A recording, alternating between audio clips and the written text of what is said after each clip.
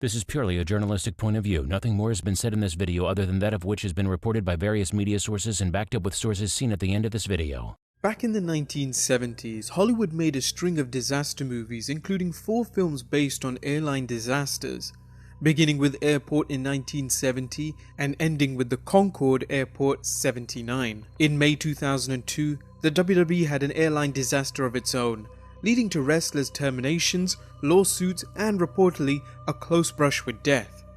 Join us now as Behind the Titantron looks at the plane ride from hell.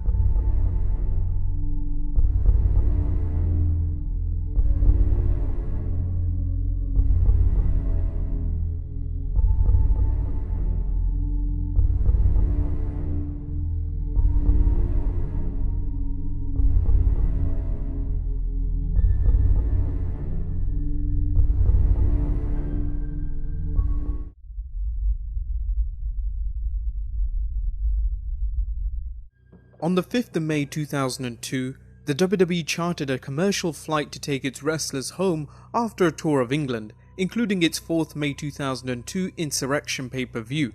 By most accounts, a tremendous amount of booze was consumed, and a 1-hour takeoff delay didn't help. Wrestlers consumed drugs as well, so by the time the flight was in the air, there was a plane full of wrestlers flying high in the friendly sky. What happened next became immortalized as the plane ride from hell. And it was no laughing matter. The plane ride from hell exemplifies professional wrestling's ugly side, and although such behavior is certainly not limited to wrestling, it does not excuse it. According to Just Incredible, the flight was a business as usual situation for WWF superstars returning home. However, that quickly changed. Vince at the time was chartering flights. We weren't on commercial flights, we'd rent a whole plane. We had a 747, all hours. Meaning not only all the wrestlers, but also the TV crew. So we have every cameraman, all the girls that make the costumes, tour managers, everybody, a full plane of WWE people. Now with that comes, and I bet you Vince has not done it since, a full and open bar. And what I mean by that is, a plane filled with alcoholic wrestlers at the end of a grueling tour. So think about it, it's like the last day of school. X-Pac, being no stranger to the wild side, discusses the atmosphere on board the flight. It was brewing. Everybody had their different little deals they were doing. Some people were doing GHB, gamma hydroxybutyric acid, getting pilled up, whatever, you know? You could buy GHB in the health food store. It was legal, so that was the reason everyone was doing it. But it f***ed you up.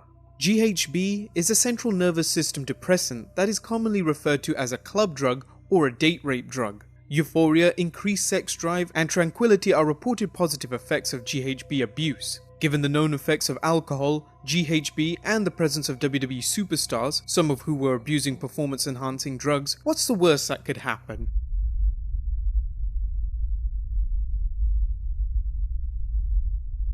Scott Hall's personal demons are well documented, and when he returned to the WWF in 2002, they were stronger than ever. When Vince McMahon brought the original members of the New World Order back, i.e. Hulk Hogan, Kevin Nash and Scott Hall, it took little time to see Hall was out of control. Scott Hall was observed to be the first wrestler to hit the plane's open bar, setting the stage for the plane ride from hell. Before long, he and Mr. Perfect took cans of shaving cream and began spraying it on various passengers. This behavior was tame compared to what would happen.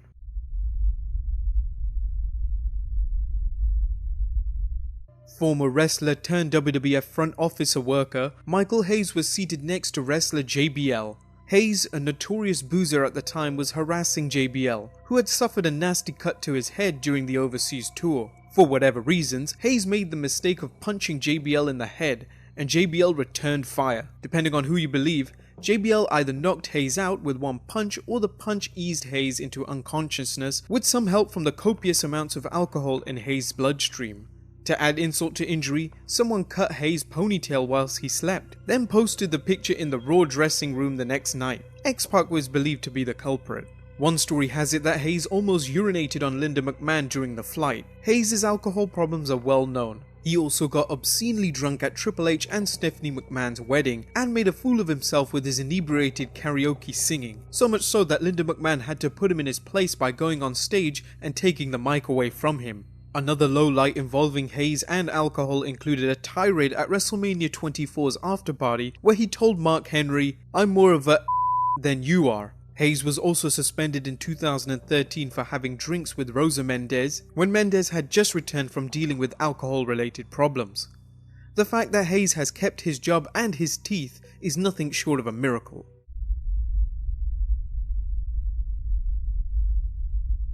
Flair is well known for living up the nature boy image not only in terms of a lavish lifestyle, but in parading around in nothing more than his ring robe and birthday suit. The 53-year-old star allegedly began flashing flight attendants and performing his own aerial maneuver, the famous helicopter dick. Flair allegedly crossed the line with flight attendants, claiming he sexually assaulted them. According to a 6 September 2011 article at thegrantland.com, two flight attendants, Terrelyn Capellano and Heidi Doyle, would compile their allegations into a 2004 lawsuit. Chief among the chronicle-led misdeeds was Flair's sexual aggression. He wore nothing but a jeweled cape, the flight attendant said, and flashed his nakedness, spinning his penis around. He separately grabbed each woman's hand and placed it on his crotch, and then forcibly detained and restrained Doyle from leaving the back of the galley of the airplane while he sexually assaulted her. The allegations didn't end there.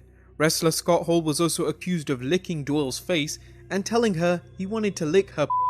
Jim Ross, who was head of talent relations at the time, denied Hall did anything. Wrestler Goldust, aka Dustin Runnels, was also accused of telling Capellano, "You and me are gonna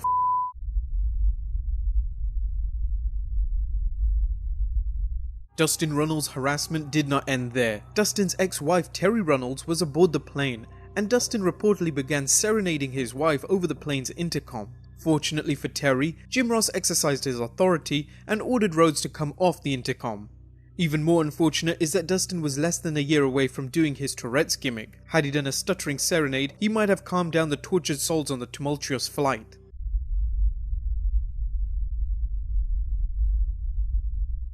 Arguably the flight's most terrifying incident, although the sight of naked Ric Flair comes close, involved an amateur wrestling contest between Curt Hennig and Brock Lesnar, when the two decided to test their grappling skills against one another. Lesnar took Hennig down, but the overmatched Hennig refused to back down. According to passenger Just Incredible, they weren't fighting at first, but they were very competitive, so they're just scrapping along, like messing around. Then something happened where it got serious. It didn't come to blows, but you know the opening that they have on planes. Those openings are the emergency exit rows. Now Brock's a wrestling shooter, and Kurt's a shooter kind too, so they took it seriously. They didn't want to give in to each other. They went at it so hard that they almost popped open the emergency exit, 25-30,000 feet in the air. People, among them Dave Finlay, Triple H and Paul Heyman, had to separate them. Whilst the incident has been sensationalized as one where certain death was somehow avoided, X-Pac notes, obviously WWE management made a big deal out of it. The door, it's impossible for it to open at that altitude, so it was real stupid. When a commercial airline is in flight, the cabin is pressurized, which makes it extremely difficult,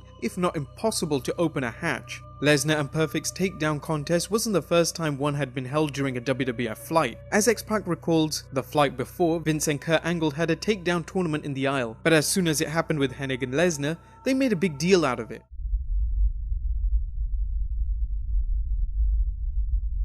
The plane ride from hell certainly did not end well for Scott Hall and Mr. Perfect, with both wrestlers being fired. Hall's drunken behaviour on the England tour was seen as the main reason for Hall's firing, and any activities that occurred on the flight from hell were icing on the cake. The WWE fired Hennig after his antics, and the former Mr. Perfect worked in TNA for several months before passing away in 2003. Goldust found himself in hot water with the WWE over his sky-high serenade, but he was not fired. Brock Lesnar escaped unscathed, as did Michael Hayes, except for the justice dealt out by WWE wrestlers. As for the sexual assault allegations, while no criminal charges were filed, the WWE did settle out of court. Ric Flair denies all allegations against him.